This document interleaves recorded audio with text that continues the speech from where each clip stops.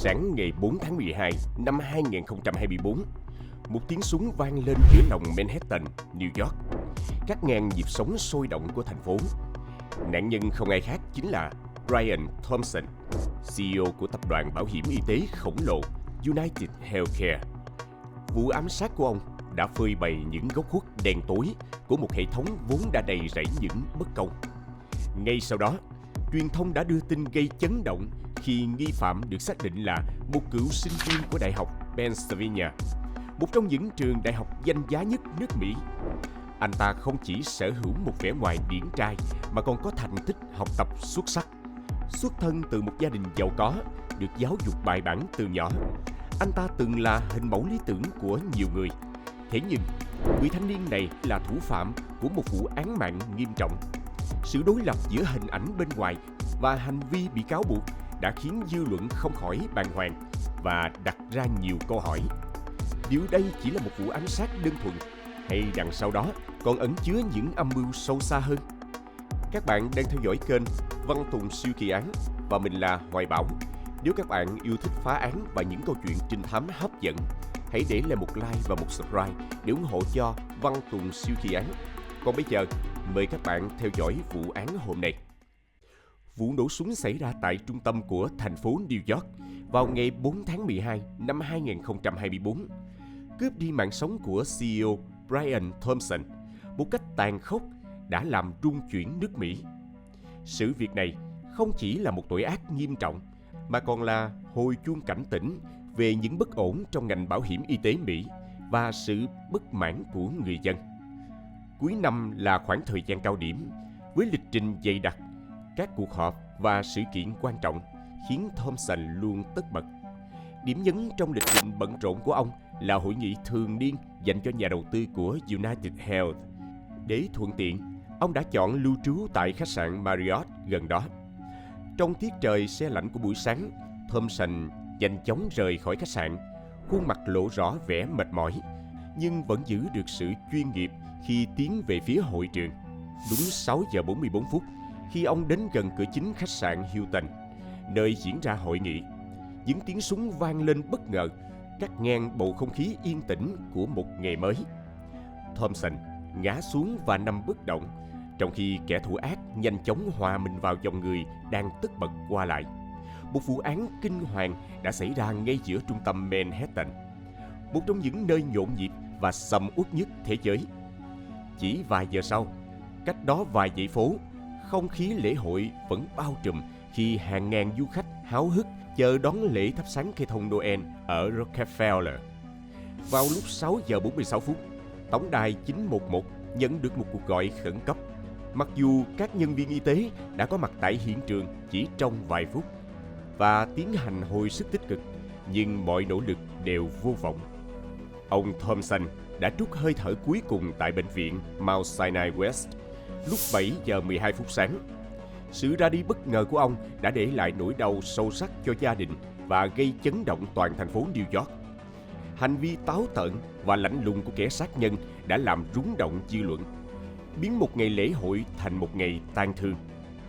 Dù gặp phải nhiều khó khăn, cảnh sát New York vẫn không ngừng nỗ lực để truy tìm hung thủ. Họ đã tiến hành một cuộc truy quét quy mô lớn đối với các camera giám sát gần hiện trường vụ án, với hy vọng tìm ra dấu vết của hung thủ hoặc bất kỳ manh mối nào còn sót lại. Sau nhiều giờ điều tra kỹ lưỡng, cuối cùng cảnh sát cũng đã thu thập được những bằng chứng quan trọng. Qua việc phân tích chi tiết các đoạn video giám sát, các điều tra viên đã phác họa lại chân dung của hung thủ một cách tỉ mỉ. Đó là một người đàn ông da trắng, cao khoảng 1m85 với dáng đi nhanh nhẹn, tự tin. Hắn ta được phát hiện đang mặc một chiếc áo khoác có mũ màu nâu nhạt hoặc be, quần dài đen, đeo một chiếc khẩu trang đen kín mít, đeo một chiếc ba lô màu xám và mang đôi giày thể thao đen trắng. Các nhân chứng cho biết, người đàn ông này đã lang thang trên đại lộ số 6 gần khách sạn Hilton từ rất sớm. Lúc 6 giờ 15 phút sáng, một người mặc trang phục và đeo ba lô giống hung thủ được camera ghi lại khi rời khỏi ga tàu điện ngầm F tại đường 57. Sau đó, hắn ta đã mua nước cùng một thanh năng lượng tại quán Starbucks gần đó và có vẻ như đang quan sát khu vực xung quanh. Lúc 6 giờ 39 phút, hắn đứng gần cửa khách sạn Hilton, kiên nhẫn chờ Brian Thompson xuất hiện. Đến 6 giờ 44 phút, hắn đã ra tay sát hại nạn nhân một cách tàn nhẫn. Sau khi gây án, hung thủ nhanh chóng rời khỏi hiện trường qua con hẻm Zekfield nằm giữa đường 54 và 55. Sau đó xuất hiện tại đường 55, rồi chạy ra đại lộ số 6. Không chút chần chừ, hắn nhảy lên một chiếc xe đạp của CD Bike và đạp thật nhanh về hướng Bắc, tiến vào công viên trung tâm và biến mất không dấu vết vào lúc 6 giờ 48 phút. Hành động dứt khoát và nhanh chóng của hắn cho thấy hung thủ đã lên kế hoạch tỉ mỉ và luyện tập kỹ lưỡng cho cuộc trốn chạy này. Công viên trung tâm với diện tích rộng lớn và hệ thống đường đi chằng chịt là địa điểm lý tưởng để hắn ta ẩn náu và thoát khỏi sự truy đuổi của cảnh sát. Tận dụng lợi thế địa hình phức tạp và sự thiếu hụt camera giám sát ở một số khu vực, hung thủ đã dễ dàng lẫn trốn vào những con đường nhỏ hẹp và khu rừng rậm rạp. Trong quá trình trốn chạy, hắn có thể đã vứt bỏ chiếc mũ, găng tay và các vật dụng khác để xóa bỏ dấu vết. Chi tiết vụ án cho thấy, sau khi hắn bắn phát đạn đầu tiên vào lưng Thompson, mặc dù nạn nhân đã cố gắng chống trả quyết liệt, nhưng hung thủ vẫn lạnh lùng ra tay, bắn liên tiếp nhiều phát đạn vào cơ thể nạn nhân. Theo một nguồn tin đáng tin cậy từ cơ quan thực thi pháp luật, cảnh sát đã thu hồi được 3 viên đạn chưa bắn, cùng với 3 vỏ đạn 9mm tại hiện trường. Điều này cho thấy hung thủ không chỉ sở hữu một khẩu súng với bộ giảm thanh mà còn là một tay súng thị nghệ. Việc cố tình để lại manh mối tại hiện trường khiến vụ án trở nên phức tạp hơn. Liệu đây có phải là một trò chơi tâm lý mà hung thủ muốn chơi với cảnh sát hay không? Đội điều tra còn tìm thấy chai nước mà hung thủ mua tại Starbucks và một chiếc điện thoại trả trước trong hẻm Zekfield. Theo phán đoán ban đầu, chiếc điện thoại có thể đã bị hắn ta làm rơi trong lúc hoảng loạn. Với lệnh khám xét khẩn cấp được cấp, cảnh sát đang tích cực phân tích nội dung trong chiếc điện thoại thu được tại hiện trường. Các mẫu DNA và dấu vân tay thu thập được từ vỏ đạn, điện thoại và chai nước nhanh chóng được đưa đi xét nghiệm tại phòng thí nghiệm. Dù động cơ gây án vẫn chưa được làm rõ, nhưng có thể khẳng định rằng đây là một vụ ám sát được lên kế hoạch kỹ lưỡng, nhắm vào một mục tiêu cụ thể. Một điều chắc chắn, ông Thompson chính là mục tiêu có chủ đích. Đây không phải là một vụ lấy mạng ngẫu nhiên mà có thể liên quan đến các mối thù cá nhân hoặc những tranh chấp trong quá trình kinh doanh. Những vụ tấn công nhắm vào giám đốc điều hành doanh nghiệp lớn, đặc biệt là trong lĩnh vực tài chính, không phải là hiếm gặp. Giám đốc Cục Điều tra Sở Cảnh sát New York, ông Joseph Kenney cho biết, cảnh sát tiến hành điều tra toàn diện các đoạn video giám sát, đặc biệt tập trung vào khu vực xung quanh công viên trung tâm. Bên cạnh đó, cảnh sát còn rà soát các cuộc gọi điện thoại, tin nhắn và giao dịch tài chính của nạn nhân để tìm ra những manh mối liên quan. Họ hy vọng có thể sớm truy tìm được hung thủ và đưa ra công lý cho nạn nhân. Sau đó, một cuộc điều tra xuyên quốc gia cũng được triển khai để truy bắt hung thủ. Các điều tra viên làm việc không ngừng nghỉ, phối hợp chặt chẽ với công ty CD Bike để khai thác dữ liệu GPS, tái hiện lại từng bước di chuyển của nghi phạm trong công viên trung tâm. Đồng thời, các chuyên gia mạng cũng sàng lọc kỹ lưỡng các tài khoản mạng xã hội của nạn nhân, nhằm tìm ra những manh mối liên hệ bất thường. Các cuộc phỏng vấn nhân viên của United Health và người thân của nạn nhân cũng được tiến hành để thu thập thêm thông tin quan trọng.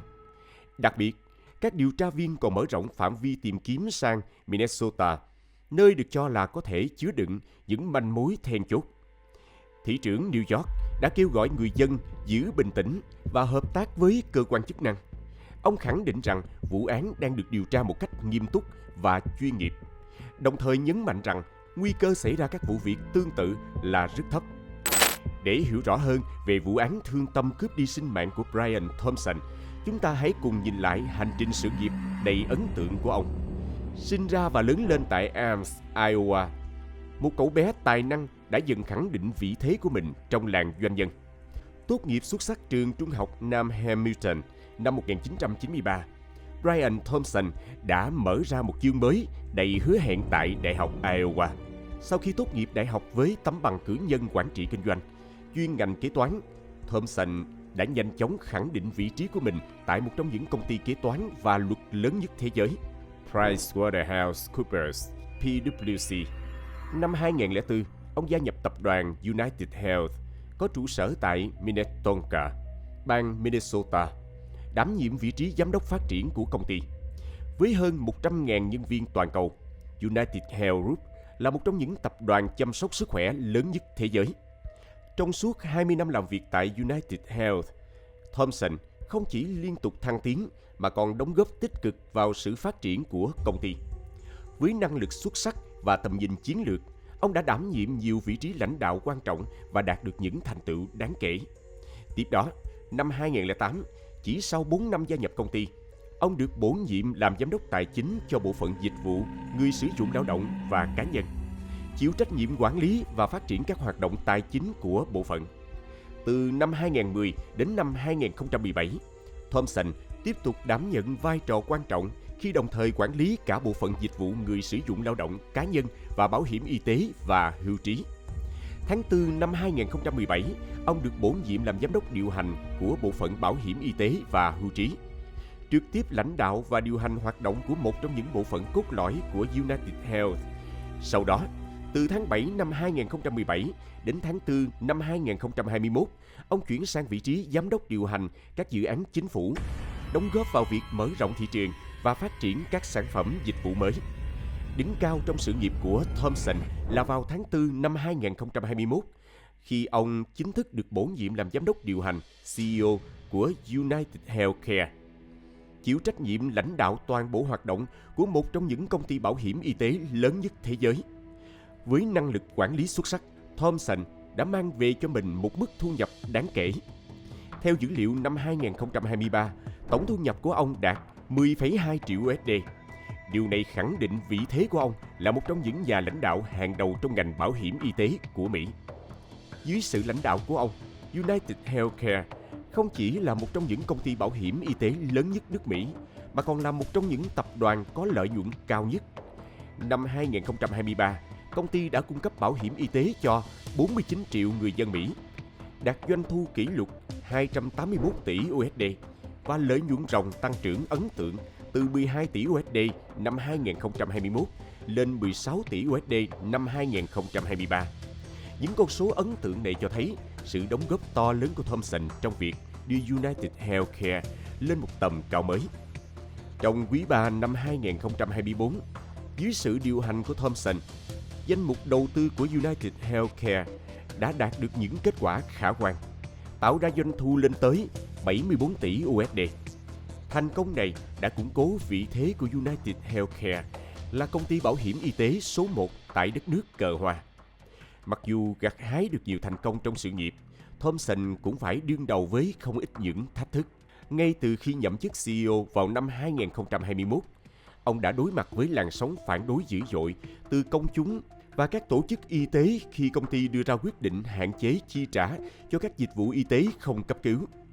Dưới áp lực này, Thompson đã phải điều chỉnh chính sách, cho thấy sự cân bằng phức tạp giữa lợi nhuận kinh doanh và trách nhiệm xã hội mà các nhà lãnh đạo ngành y tế phải đối mặt.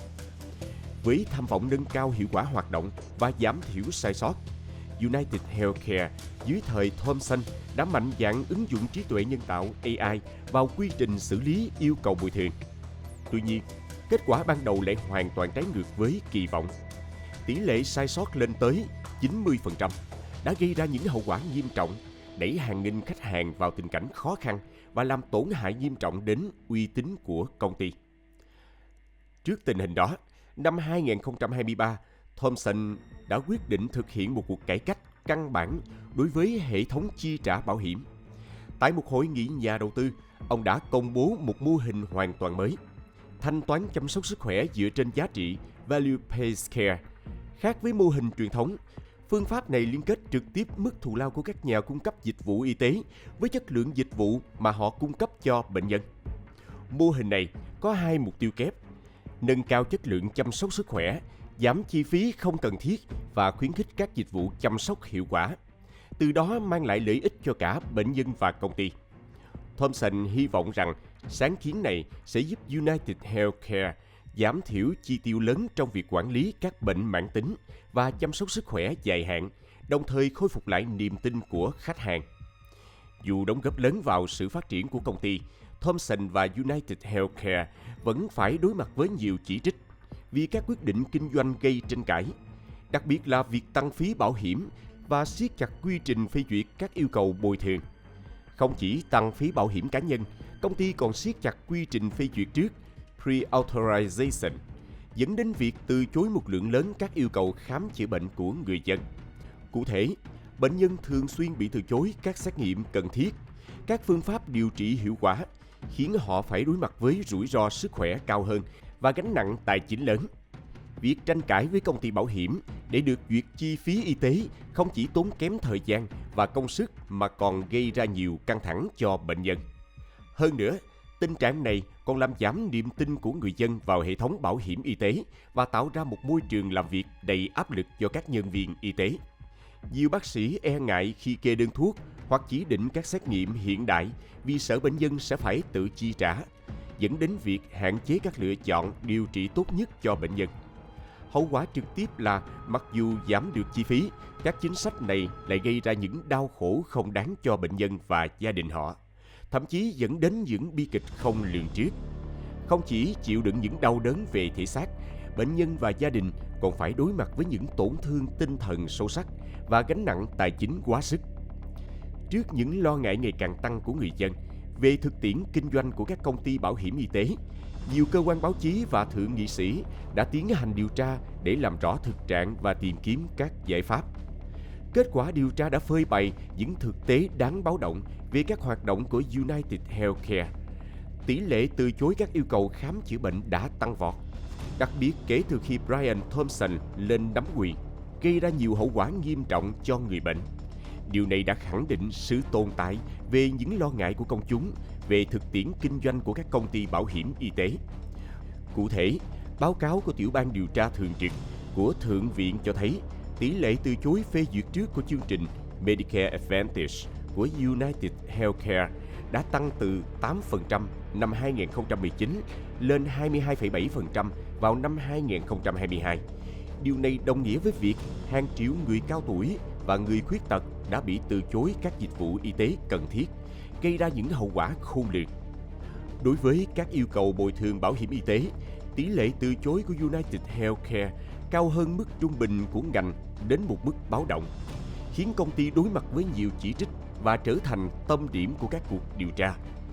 Tạp chí Fortune đã gọi các phát hiện này là vết nhơ trong thời kỳ lãnh đạo của Brian Thompson tại United Healthcare, cho thấy mức độ nghiêm trọng của vấn đề và ảnh hưởng tiêu cực đến danh tiếng của công ty.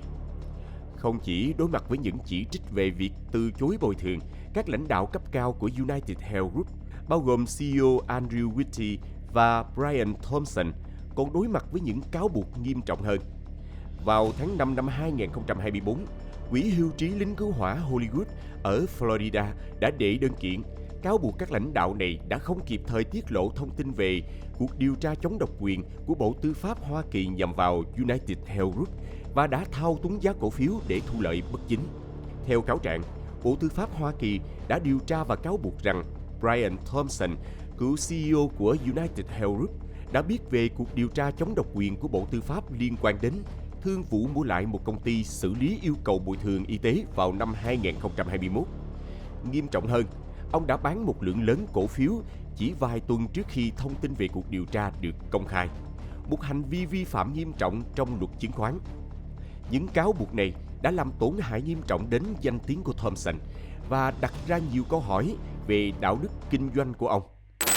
Chính vì vậy, vụ ám sát bí ẩn của Thompson càng làm cho vụ việc trở nên phức tạp và gây nhiều tranh cãi.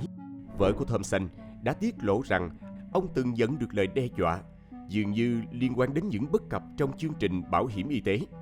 Ngoài ra, những thông tin về việc gia đình Thompson từng báo cáo các hoạt động đáng ngờ vào năm 2018 càng làm tăng thêm sự nghi ngờ. Mặc dù cảnh sát không tìm thấy bằng chứng về tội phạm trong vụ việc này, nhưng nó cho thấy rằng gia đình ông đã cảm thấy bất an trước những lời đe dọa. Dù luôn xuất hiện trước công chúng với hình ảnh một gia đình hạnh phúc, Brian Thompson và vợ, Paulette, đã âm thầm ly thân một thời gian trước khi xảy ra vụ việc. Họ gặp nhau khi còn là sinh viên Đại học Iowa và có với nhau 2 người con trai. Paulette, một nhà vật lý trị liệu tài năng, luôn là hậu phương vững chắc cho chồng. Sau khi kết hôn, hai người đã cùng nhau xây dựng một gia đình hạnh phúc. Con trai lớn của Thompson vừa tốt nghiệp trung học phổ thông và từng là một vận động viên lacrosse tài năng. Cậu con trai út cũng thừa hưởng năng khiếu thể thao từ cha mẹ. Gia đình Thompson thường xuyên tham gia các hoạt động thể thao cùng nhau, đặc biệt là vào các dịp cuối tuần. Thompson, với niềm đam mê mãnh liệt với golf, đã truyền cảm hứng cho các con. Ngoài ra, ông còn tích cực tham gia các hoạt động xã hội, đặc biệt là phong trào Thế vận hội đặc biệt. Ông đảm nhiệm vai trò đồng chủ tịch danh dự của Thế vận hội đặc biệt Hoa Kỳ 2026. Bà Boles chia sẻ, ông ấy là một người chồng tuyệt vời, một người cha đáng kính và một người bạn đáng tin cậy. Ông ấy đã sống một cuộc đời ý nghĩa, luôn tràn đầy tình yêu thương và sự nhiệt huyết. Các đồng nghiệp cũ nhớ lại hình ảnh một người đàn ông luôn sẵn sàng lắng nghe, đưa ra những lời khuyên hữu ích và truyền cảm hứng cho mọi người xung quanh. Họ miêu tả ông là một người thông minh, dễ gần và sâu sắc trong việc thấu hiểu những phức tạp của hệ thống chăm sóc sức khỏe. Khi nhận tin chồng qua đời, cả gia đình Thompson phải trải qua những ngày tháng đau khổ nhất. Các con trai của họ rất yêu thương cha mình và không thể chấp nhận sự ra đi đột ngột này. Gia đình Thompson đã mất đi trụ cột quan trọng. Hình ảnh một người đàn ông quyền lực, thành đạt trong giới kinh doanh, giờ đây đã nhường chỗ cho hình ảnh một người cha, người chồng hết lòng yêu thương gia đình. Vụ việc này đã gây chấn động trong cuộc họp các nhà đầu tư của United Health Group. Nhiều người tham dự không kìm được nước mắt vì xúc động. Một nhà đầu tư từng dùng bữa tối với Thompson cho biết, ông ấy là một người chính trực, một người tốt. Tôi chưa bao giờ nghe bất kỳ ai nói điều gì tiêu cực về ông ấy. Với giọng đầy cảm xúc, CEO Andrew Whitty đã bày tỏ sự trân trọng sâu sắc đối với những đóng góp của Thompson. Ông nhấn mạnh rằng kinh nghiệm, mối quan hệ và giá trị cá nhân của Thompson đã góp phần quan trọng vào sự phát triển của United Health, giúp công ty cải thiện hệ thống y tế và mang lại dịch vụ tốt hơn cho cộng đồng. Thống đốc bang Minnesota Tim Walzer cũng đã gửi lời chia buồn sâu sắc đến gia đình Thompson. Trong một tuyên bố, ông cho biết đây là một mất mát lớn đối với cộng đồng doanh nghiệp và y tế của Minnesota. Chúng ta đã mất đi một người bạn, một nhà lãnh đạo tài năng và một tấm gương sáng. Thompson đã cống hiến cả cuộc đời mình cho việc cải thiện hệ thống chăm sóc sức khỏe và để lại một di sản đáng tự hào. Dưới sức ép của dư luận và tính nghiêm trọng của vụ án, Sở Cảnh sát New York đã huy động toàn lực để truy bắt hung thủ. Hình ảnh của nghi phạm nhanh chóng được phát tán rộng rãi, kèm theo đó là một khoản tiền thưởng hậu hĩnh nhằm kêu gọi sự giúp đỡ của cộng đồng. Hàng nghìn người dân đã tích cực cung cấp thông tin, biến cuộc truy bắt trở thành một chiến dịch quy mô lớn chưa từng có. Từ hàng trăm giờ ghi hình của các camera giám sát, các nhà điều tra đã dựng lại một bức tranh chi tiết về hành trình của hung thủ sau khi gây án. Hắn đã nhanh chóng rời khỏi hiện trường và di chuyển đến công viên trung tâm để phi tang một số vật chứng, trước khi bắt một chiếc taxi trên đường 86 và đường Amsterdam để tẩu thoát vào dòng người đông đúc lúc 7 giờ 4 phút sáng. Với hệ thống giao thông công cộng phát triển, Washington Heights trở thành một địa điểm lý tưởng để hung thủ dễ dàng hòa mình vào dòng người qua lại và tẩu thoát đến các thành phố lân cận như New Jersey, Philadelphia, Boston hoặc Washington DC. Dù đã triển khai nhiều biện pháp, việc truy bắt hung thủ vẫn gặp phải nhiều khó khăn. Hình ảnh được camera giám sát góc rộng ghi lại một cách rõ nét, cho thấy nghi phạm đang ngồi ở hàng ghế sau của taxi. Dù đã cố gắng che giấu bằng khẩu trang xanh nhạt và mũ len nhỏ, nhưng cặp lông mày rậm và đôi mắt sắc lạnh của hắn vẫn rất dễ nhận biết. Ngay lập tức, hình ảnh này được công bố rộng rãi, thu hút sự quan tâm của đông đảo người dân. Cảnh sát New York đã hợp tác chặt chẽ với FBI để phân tích hàng ngàn giờ ghi hình từ các camera giám sát và hàng triệu dữ liệu từ các bến xe khách. Với sự hỗ trợ của các phần mềm nhận diện khuôn mặt hiện đại, cảnh sát đã nhanh chóng thu hẹp phạm vi tìm kiếm. Qua quá trình điều tra, cảnh sát đã xác định được một số thông tin quan trọng. Hung thủ đã trú ngụ tại một căn hộ cho thuê ở Manhattan trước khi gây án. Hắn đã vào New York bằng xe buýt Greyhound đi theo hướng Atlanta. Tuy nhiên, do hung thủ liên tục thay đổi hình dạng và sử dụng nhiều tài liệu giả mạo nên việc truy bắt gặp rất nhiều khó khăn. Cảnh sát đã kêu gọi sự hỗ trợ của toàn thể người dân Nếu ai phát hiện thấy người có đặc điểm giống với nghi phạm, hãy ngay lập tức liên hệ với cơ quan chức năng gần nhất. Đến New York vào ngày 24 tháng 11, nghi phạm đã dành nhiều thời gian để tìm kiếm một nơi ẩn náu an toàn và kín đáo. Sau cùng, hắn chọn một khách sạn ở phía tây thượng Manhattan, một khu vực sầm uất với lưu lượng người qua lại lớn, lý tưởng để hắn dễ dàng hòa nhập và thực hiện kế hoạch của mình. Để che giấu danh tính, hắn đã sử dụng một giấy phép lái xe giả mạo từ bang New Jersey khi nhận phòng. Nghi phạm đã lưu trú tại khách sạn này trong 9 ngày, từ ngày 24 tháng 11 đến ngày 29 tháng 11. Điều đáng chú ý là sau khi trả phòng vào ngày 29 tháng 11, hắn lại quay trở lại vào ngày 30 tháng 11. Hành động kỳ lạ này cho thấy hắn ta có thể đã quay trở lại để phi tang chứng cứ hoặc hoàn tất những khâu chuẩn bị cuối cùng cho vụ án. Trong thời gian ở khách sạn, nghi phạm đã dành nhiều thời gian để quan sát kỹ lưỡng địa hình và tình hình giao thông xung quanh khách sạn Hilton Midtown, nơi vụ án xảy ra, nhằm lên kế hoạch một cách tỉ mỉ cho hành vi phạm tội và đường lui của mình. Vào 5 giờ 30 sáng ngày 4 tháng 12, nghi phạm đã rời khỏi hostel bằng xe đạp. Hắn đã quan sát kỹ lưỡng xung quanh trước khi rời khỏi nhà trọ, đảm bảo không có ai theo dõi. Tuy nhiên, trong một lần vô tình, khi đang tán tỉnh nhân viên nữ tại quầy lễ tân, hắn đã bị thuyết phục tháo mặt nạ. Chính khoảnh khắc này đã bị camera giám sát ghi lại một cách rõ nét, trở thành bằng chứng quan trọng giúp cảnh sát truy bắt hung thủ. Đây được xem là sơ suất lớn nhất của hắn trong suốt quá trình ẩn náu. Trong một diễn biến bất ngờ, ngày 6 tháng 12, cảnh sát đã tiến hành một cuộc khám xét quy mô lớn tại công viên trung tâm. Sau nhiều giờ tìm kiếm kỹ lưỡng, các đơn vị nghiệp vụ đã phát hiện một chiếc ba lô màu xám được giấu kỹ dưới một bụi cây rậm rạp gần hồ. Bên trong ba lô, cảnh sát tìm thấy chiếc áo khoác trùng khớp với chiếc áo mà nghi phạm đã mặc trong đoạn video giám sát tại hiện trường vụ án, cùng với một bộ trò chơi Monopoly. Điều đáng chú ý hơn cả là 3 vỏ đạn thu được tại hiện trường khắc 3 từ khóa đầy ám ảnh: deny, từ chối; defend, phòng vệ; và depose, hạ bệ. Những từ ngữ này thường được sử dụng trong các cuộc chiến pháp lý, gợi ý về một âm mưu sâu xa đằng sau vụ án, có thể liên quan đến những mâu thuẫn trong ngành bảo hiểm. Những phát hiện này càng củng cố niềm tin của cảnh sát rằng hành vi của nghi phạm có thể liên quan đến sự bất mãn hoặc mâu thuẫn với công ty bảo hiểm. Cuộc điều tra tiếp tục được đẩy mạnh. Việc công bố thêm hình ảnh của nghi phạm đã thu hút sự chú ý của công chúng và tăng thêm hy vọng về việc sớm bắt giữ hung thủ. Có một sự trùng khớp, những từ khóa đó gần giống với tiêu đề của một cuốn sách được xuất bản vào năm 2010 về ngành bảo hiểm. Cuốn sách Delay, Deny, Defend của giáo sư luật đã nghỉ hưu J.M. Feynman thuộc Đại học luật Rutgers được xuất bản vào năm 2010 dường như đã trở thành nguồn cảm hứng cho một hành động cực đoan xảy ra nhiều năm sau đó. Trong cuốn sách này, giáo sư J.M. Feynman đã lên án mạnh mẽ những bất công trong ngành bảo hiểm tài sản và tai nạn. Ông đã chỉ ra nhiều ví dụ cụ thể về việc các công ty bảo hiểm thường xuyên từ chối bồi thường một cách vô lý, gây ra thiệt hại lớn cho người dân. Feynman cho rằng hệ thống bảo hiểm hiện tại đã đi ngược lại mục tiêu ban đầu của nó, đó là bảo vệ tài chính cho người dân. Các chữ khắc trên vỏ đạn trùng khớp kỳ lạ với những quan điểm được trình bày trong cuốn sách của Feynman, đã khiến cảnh sát nghi ngờ một mối liên hệ sâu sắc giữa vụ án và tác phẩm này.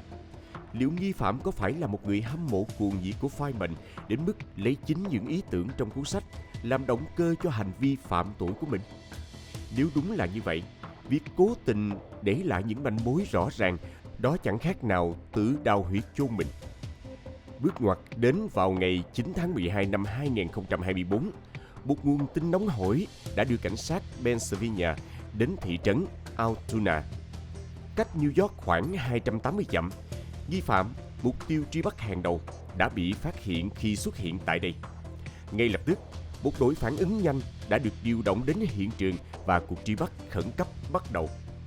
Giữa không khí ồn ào của quán McDonald's, nghi phạm cố gắng che giấu bản thân trong đám đông. Dù đã ngụy trang kỹ lưỡng với khẩu trang và mũ len, ánh mắt lo lắng của hắn không thể qua mắt một vị khách tin tưởng. Họ nhận ra những nét tương đồng đáng ngờ với hình ảnh trên bản tin truy nã. Vị khách này đã quyết định báo cảnh sát, bất chấp sự hoài nghi của những người xung quanh. Động thái dũng cảm của vị khách đã góp phần mang đến một bước ngoặt lớn cho cuộc truy bắt kéo dài nhiều ngày. Vào khoảng 9 giờ 15 sáng, hai cảnh sát từ Altoona, trong đó có một cảnh sát mới vào nghề chưa đầy 6 tháng, đã có mặt tại hiện trường. Khi nhìn thấy nghi phạm đang ngồi một mình tại bàn ăn, chiếc ba lô được đặt dưới chân, họ đã tiến hành đến và yêu cầu hắn tháo khẩu trang. Ngay khi nhìn thấy khuôn mặt của nghi phạm, họ xác nhận rằng đây chính là kẻ bị truy nã trong vụ ám sát CEO của United Health Group. Câu hỏi tưởng chừng đơn giản, anh có từng đến New York không? Đã khiến nghi phạm lộ rõ vẻ hoảng hốt. Cơ thể hắn rung lên bần bật, lời nói lắp bắp, không thể đối diện với ánh mắt sắc bén của cảnh sát. Cảm nhận được sự bất an của nghi phạm, cảnh sát yêu cầu hắn xuất trình giấy tờ tùy thân.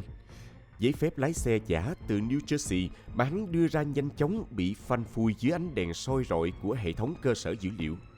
Trước bằng chứng không thể chối cãi, nghi phạm buộc phải thừa nhận đã sử dụng giấy tờ giả và khai báo danh tính thật của mình. Ngay lập tức, hắn bị còng tay và không thể chống cự. Khi tiến hành khám xét chiếc ba lô mà nghi phạm mang theo, cảnh sát phát hiện một số vũ khí và tài sản đáng ngờ. Bên trong, họ tìm thấy 4 giấy tờ tùy thân giả khác nhau, 8.000 USD tiền mặt cùng 2.000 USD ngoại tệ, một số đồ dùng khả nghi như mặt nạ và áo khoác có thể đã được sử dụng trong vụ án. Đặc biệt, cảnh sát còn phát hiện một khẩu súng tự chế vô cùng tinh vi. Khẩu súng tự chế bằng công nghệ in 3D được trang bị đầy đủ với ống giảm thanh và một băng đạn 9mm, cho thấy người sở hữu nó sẵn sàng khai hỏa bất cứ lúc nào. Điều đáng báo động là khẩu súng hoàn toàn không có số series, biến nó thành một vũ khí ma khó lòng truy dấu. Sự tinh vi trong chế tạo và tính nguy hiểm tiềm ẩn của loại vũ khí này đặt ra cho phía cảnh sát những thách thức lớn cho công tác đảm bảo an ninh và trật tự xã hội. Sau đó, ngày 11 tháng 12 năm 2024, cảnh sát New York đã công bố một phát hiện quan trọng.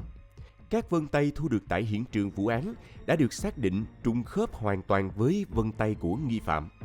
Không chỉ vậy, các vỏ đạn thu thập được cũng khớp một cách chính xác với loại đạn sử dụng trong khẩu súng tự chế mà hắn mang theo. Đặc biệt, ống giảm thanh được tìm thấy cùng với khẩu súng là một bằng chứng không thể chối cãi, bởi việc sở hữu và sử dụng loại phụ kiện này tại Mỹ bị pháp luật nghiêm cấm và yêu cầu người mua phải trải qua quá trình kiểm tra lý lịch vô cùng chặt chẽ. Đặc biệt, trong quá trình khám xét, cảnh sát còn tìm thấy một bức thư tuyệt mệnh dài 3 trang, được viết tay bởi chính nghi phạm. Trong bức thư này, hắn đã bày tỏ sự phẫn nộ sâu sắc đối với các tập đoàn lớn, đặc biệt là các công ty bảo hiểm y tế, và cho rằng hành động của mình là một sự trả thù chính đáng. Tuy nhiên, đằng sau lớp vỏ bọc của một kẻ bị xã hội đối xử bất công, liệu còn ẩn chứa những bí mật nào khác? Mặc dù vụ bắt giữ hung thủ đã diễn ra thành công, nhưng vẫn còn một số câu hỏi chưa được giải đáp. Tại sao nghi phạm không thủ tiêu vũ khí và các bằng chứng liên quan sau khi gây án? Liệu hắn có muốn bị bắt giữ hay không? Hay đây chỉ đơn giản là một hành động bồng bột của một kẻ mất kiểm soát? Sau khi bị bắt tại Pennsylvania, nghi phạm đã bị truy tố với nhiều tội danh như tàng trữ vũ khí không có giấy phép, làm giả, cung cấp giấy tờ tùy thân giả cho cảnh sát. Đồng thời, tại New York, nghi phạm tiếp tục phải đối mặt với cáo buộc gây án mạng cấp độ 2, tàng trữ vũ khí trái phép và sử dụng giấy tờ giả. Việc không truy tố nghi phạm tội gây án mạng cấp độ 1 là do yêu cầu pháp lý tại New York khá nghiêm ngặt. Theo luật bang New York, cấp độ 1 chỉ áp dụng trong những trường hợp đặc biệt như sát hại cảnh sát hoặc nhân chứng. Vì vậy, nghi phạm chỉ bị truy tố với tội danh ở cấp độ 2, mặc dù án phạt vẫn có thể lên đến tù chung thân. Cuối cùng, nghi phạm đã được xác định danh tính là Luigi Mangione, một thanh niên 26 tuổi sinh ra trong một gia đình danh giá gốc Ý tại ngoại ô thành phố Baltimore, tiểu bang Maryland. Gia tộc Mangione nổi tiếng với đế chế kinh doanh đa ngành, bao gồm bất động sản, dịch vụ y tế, truyền thông và thậm chí là cả chính trị. Anh trai của Luigi, Nino Mangione, hiện đang là một nghị sĩ đảng Cộng hòa tại Maryland. Tuy nhiên, bất chấp xuất thân giàu có và quyền lực, Luigi lại chọn con đường đối lập, gây ra một vụ án mạng nghiêm trọng gây chấn động. Một sự kiện gây quỹ chính trị dự kiến diễn ra vào ngày 12 tháng 12 của nghị sĩ Nino Manchioni đã bị hủy bỏ đột ngột sau khi gia đình nhận tin về vụ việc của Luigi. Gia đình Manchioni đã bày tỏ sự bàng hoàng và đau buồn trước những diễn biến này, đồng thời gửi lời chia buồn chân thành đến gia đình nạn nhân. Luigi Manchioni, trước khi vướng vào vụ án, là một học sinh ưu tú của trường Gilman danh tiếng tại Baltimore. Trường Gilman với lịch sử lâu đời và tiêu chuẩn tuyển sinh khắt khe đã đào tạo nên nhiều thế hệ nhân tài. Các bạn học cũ của Luigi đều nhớ đến cậu là một học sinh chăm chỉ, trầm tính và có năng khiếu về công nghệ. Việc Luigi trở thành nghi phạm của một vụ ám sát doanh nhân nổi tiếng đã khiến nhiều người bất ngờ và kinh ngạc. Bạn bè của Luigi kể rằng, trong bài phát biểu tốt nghiệp, anh ta đã truyền cảm hứng cho các bạn cùng lớp bằng câu nói: "Thách thức thế giới này cần có sự can đảm phi thường." Sau khi tốt nghiệp trường Gilman danh tiếng, Luigi tiếp tục theo đuổi đam mê công nghệ tại Đại học Pennsylvania, chuyên ngành khoa học máy tính và thông tin học. Tại đây, anh ta không chỉ tích lũy kiến thức chuyên môn mà còn tham gia vào các hoạt động ngoại khóa. Năm 2020, Luigi xuất sắc tốt nghiệp với 2 bằng cử nhân và thạc sĩ. Ban đầu, Luigi sống chung trong một căn hộ trên tầng thượng tại Honolulu, Hawaii, cùng với những người bạn đồng nghiệp làm việc từ xa. Họ rất quý mến Luigi, một người lịch sự, thông minh và hòa đồng. Anh ta không chỉ là một người bạn tốt mà còn là một người có khả năng lãnh đạo khi cùng mọi người thành lập một câu lạc bộ đọc sách. Thế nhưng, căn bệnh đau lưng mãn tính đã dần xâm chiếm cuộc sống của Luigi, biến chàng trai năng động, yêu đời thành một người luôn phải vật lộn với các cơn đau. Dù khí hậu ấm áp của Hawaii đã mang đến những giây phút thư giãn bên bạn bè, nhưng những cơn đau vẫn thường xuyên ập đến, khiến anh ta phải từ bỏ những sở thích như lướt sóng. Chính những khó khăn này đã buộc Luigi phải chuyển đến một căn hộ riêng ở Kakaako để có không gian yên tĩnh hơn. Sự thay đổi này cùng với vụ án nghiêm trọng mà anh ta vướng vào đã khiến nhiều người vô cùng bàng hoàng và thương cảm.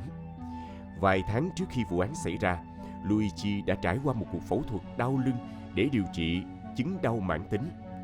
Sau ca phẫu thuật, anh ta đột ngột mất liên lạc với gia đình.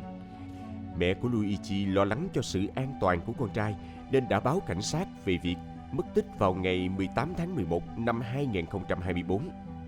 Trên mạng xã hội, Luigi thường chia sẻ về cuộc sống hàng ngày và những khó khăn do căn bệnh gây ra. Anh ta từng đăng tải hình ảnh chụp X-quang cho thấy cột sống đã được cố định bằng 4 chiếc đinh. Phương pháp thường được thực hiện để điều trị các vấn đề về cột sống. Tuy nhiên, điều đáng ngạc nhiên là dù đã được điều trị y tế, Luigi vẫn tỏ ra bất mãn với các công ty bảo hiểm. Tại Mỹ, thanh niên dưới 26 tuổi thường được bảo hiểm y tế thông qua gia đình. Tuy nhiên, trường hợp của Luigi vẫn còn nhiều ẩn số. Do đó, chưa hiểu rõ bảo hiểm của Luigi là do anh ta tự mua hay vẫn đang được phụ thuộc vào gia đình. Trong những phát ngôn ban đầu của mình, Luigi đã thể hiện sự bất mãn sâu sắc với hệ thống bảo hiểm y tế Mỹ. Anh ta chỉ trích ngành công nghiệp này vì chi phí quá cao so với chất lượng dịch vụ, đồng thời cáo buộc các công ty bảo hiểm ưu tiên lợi nhuận hơn là sức khỏe của người dân. Luigi đã ví von các công ty bảo hiểm như những băng đảng đang lợi dụng hệ thống để thu lợi bất chính. Với tư cách là một người trẻ tuổi, Luigi đã thể hiện một tinh thần phản kháng mạnh mẽ đối với những bất công trong xã hội. Đặc biệt là trong lĩnh vực y tế, quan điểm của anh ta cho thấy sự ảnh hưởng của những trải nghiệm cá nhân, cũng như sự quan tâm đến các vấn đề xã hội rộng lớn hơn. Trong khoảng thời gian tháng 5 năm 2022 đến tháng 2 năm 2023, Luigi đã tích cực tìm kiếm thông tin về cách điều trị đau lưng thông qua việc đọc sách và viết bài cảm nhận. Tuy nhiên, những hoạt động tích cực này dường như không giúp anh ta cải thiện được tình trạng sức khỏe. Bên cạnh đó, Luigi cũng thể hiện sự quan tâm đến các vấn đề xã hội rộng lớn hơn. Trên mạng xã hội, anh ta thường xuyên bày tỏ những quan điểm cực đoan, phê phán hệ thống và các cá nhân mà anh ta cho là có ảnh hưởng tiêu cực đến xã hội. Các bài đăng trên nền tảng X của Luigi với những nội dung cực đoan như kêu gọi cấm bán đồ chơi người lớn và so sánh nước Mỹ với đế chế La Mã suy tàn đã bị xóa bỏ. Sự đồng cảm của anh ta với những tư tưởng cực đoan khác, điển hình là Ted Kaczynski, càng củng cố nghi ngờ về một tâm lý bất ổn.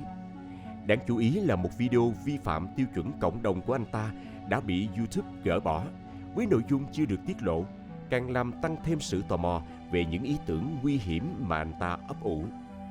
Hiện tại, động cơ chính xác của vụ án vẫn chưa được làm rõ hoàn toàn. Tuy nhiên, các nhà điều tra đang tập trung vào mối quan hệ giữa tình trạng sức khỏe của Luigi, đặc biệt là việc anh ta từng nhập viện vào tháng 7 năm 2023 và những quan điểm cực đoan mà anh ta thể hiện trên mạng xã hội. Khi bức ảnh Luigi bị bắt giữ được công bố vào tối ngày 9 tháng 12, cho thấy một vẻ mặt lạnh lùng, thậm chí có phần khiêu khích của nghi phạm. Hôm sau, ngày 10 tháng 12, Luigi đã xuất hiện tại tòa án quận Blair, bang Pennsylvania để tham gia phiên điều trần dẫn độ. Tại đây, anh ta đã có những hành động gây chú ý khi liên tục la hét, chỉ trích hệ thống pháp luật và tỏ ra bất hợp tác khi cho rằng đây rõ ràng là điều trái lẽ phải, là sự xúc phạm đến trí tuệ và kinh nghiệm sống của người dân nước Mỹ. Hình ảnh Luigi trong phiên tòa hoàn toàn trái ngược với vẻ ngoài lịch lãm, tự tin trước đây. Khoác trên mình chiếc áo tù nhân màu cam, đôi dép vải trắng và chiếc còng tay đã biến chàng trai từng được ngưỡng mộ thành một kẻ tội phạm tiều tụy. Những hành động bất thường như gõ bàn, đung đưa ghế và ánh mắt cảnh giác càng tô đậm thêm sự căng thẳng và bất an trong tâm hồn của kẻ sát nhân. Luật sư bào chữa của Luigi đã yêu cầu bảo lãnh cho thân chủ của mình. Tuy nhiên, yêu cầu này đã bị tòa bác bỏ. Các công tố viên Manhattan đang tiến hành các thủ tục cần thiết để dẫn độ anh ta đến New York để xét xử. Tuy nhiên, theo hãng tin AP, Luigi và luật sư đang có dấu hiệu trì hoãn việc dẫn độ.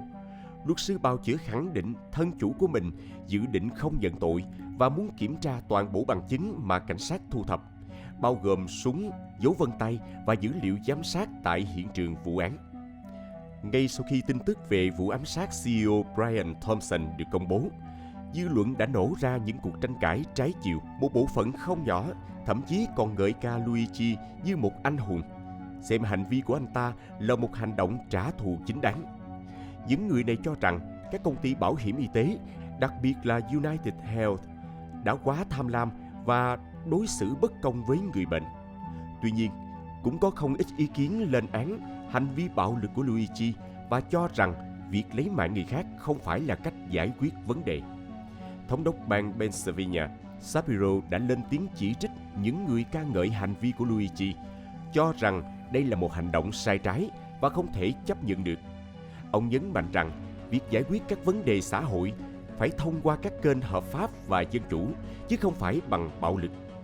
Tuy nhiên, một số người lại đặt câu hỏi về tính khách quan của những phát ngôn này. Họ cho rằng có thể thống đốc Shapiro có liên quan đến ngành bảo hiểm và đang cố gắng bảo vệ lợi ích của các công ty bảo hiểm. Ngoài ra, một số người lo ngại rằng Luigi có thể được hưởng một bản án nhẹ hơn do nhận được sự ủng hộ từ công chúng và có khả năng thuê một đội ngũ luật sư giỏi. Cùng với đó, những lời đe dọa nhắm vào các CEO của các công ty bảo hiểm khác cũng xuất hiện tràn lan trên mạng. Các bài đăng kêu gọi trả thù kèm theo hình ảnh và khẩu hiệu đầy tính khiêu khích đã khiến nhiều người lo ngại về một làn sóng bạo lực mới. Sự việc này buộc các công ty bảo hiểm phải tăng cường an ninh cho các giám đốc điều hành của mình và xóa bỏ nhiều thông tin cá nhân trên mạng để tránh họ trở thành mục tiêu tiếp theo. Các CEO với vai trò là bộ não của doanh nghiệp luôn là mục tiêu của những kẻ có ý đồ xấu. Việc họ di chuyển một mình, đặc biệt là ở những nơi công cộng, là một rủi ro an ninh lớn. Chính vì vậy, nhiều công ty thường có những biện pháp bảo vệ nghiêm ngặt cho các CEO của mình.